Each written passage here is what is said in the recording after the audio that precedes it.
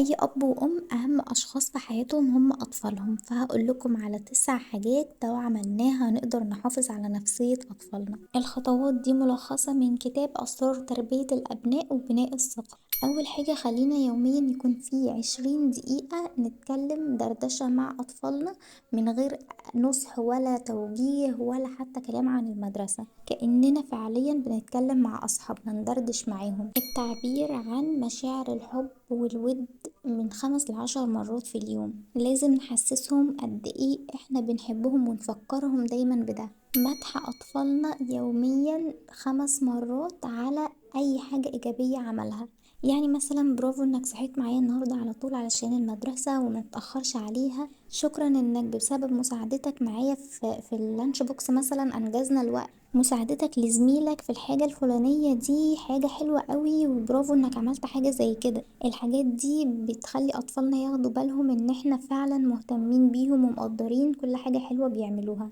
مدح اطفالنا كمان على الشكل الخارجي 5 مرات يوميا، مثلا تسريحتك حلوة قوي النهاردة، التسريحة القمر دي، الضحكة القمر دي. الحاجات دي بتخليهم يحسوا بثقة كبيرة جدا في نفسهم.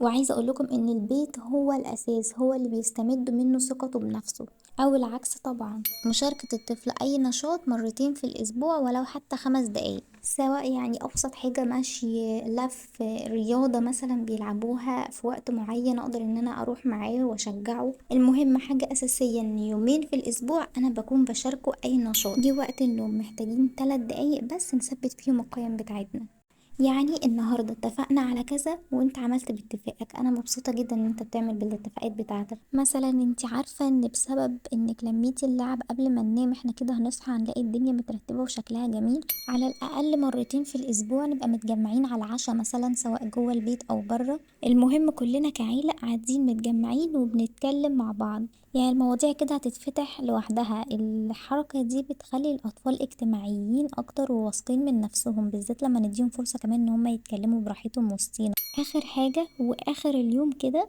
هاجي للطفل هقوله هعمله زي جلسة كده لمدة من دقيقة ل3 دقايق تتكلم وتقول فيها أي حاجة أنت عايزها، أنا كل أذان وصغير يعني مش هتكلم ولا أي حاجة، هسمعك بس أنا مستمعة فقط. الكلام ده بيبقى في مكان هادي، بفهم الطفل ان انت هتتكلم وتقول اي حاجة انت عايز تقولها واي حاجة عايز تعبر عنها، وانا مش هعمل لك عقد ولا اي حاجة، انا هسمع لك فقط، يعني هبقى سامعه لك من غير ما ارد، ولو عايز نرد على حاجة قولي وانا هرد، بس الكلام ده هيبقى لمدة 3 دقايق كل يوم.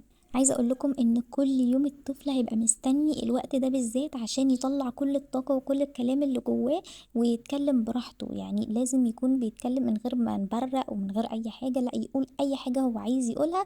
خلاص خلصوا ال3 دقايق انتهت كل حاجة وكأني ما سمعتش اي حاجة. لو حابين تشوفوا فيديوهات زي كده كتير تقدروا تدوسوا على زر الاشتراك تحت او سبسكرايب علشان يوصل لكم كل جديد.